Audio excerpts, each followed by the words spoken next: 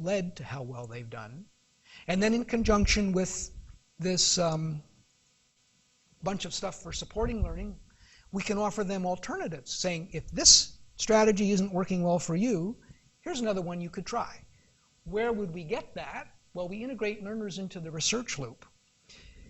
They become unpaid, hopefully willing, research assistants. They share data. We open up Facebook for N-Study or something like that, so that I could say, Chris, I got a strategy that I know you're going to love. And Chris can say, I don't like it because it's, what goes on in Facebook, those kinds of things. But all of this is data that we're collecting.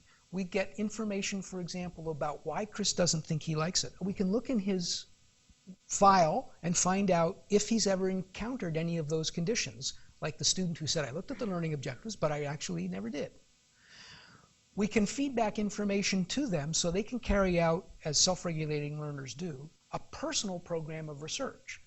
But the software can support them in what they don't now have, which is the lab book of data and the analytical tools they need to understand the patterns in that data.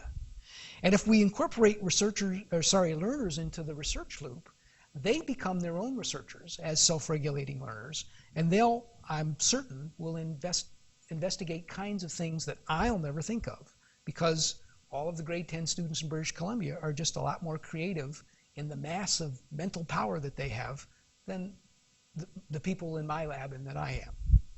And finally, how do we motivate everyday academic work? Part of the purpose for putting sharing tools into N-Study was to do that, because learning is more fun when it's social, usually. But we can help motivate academic work by showing learners there are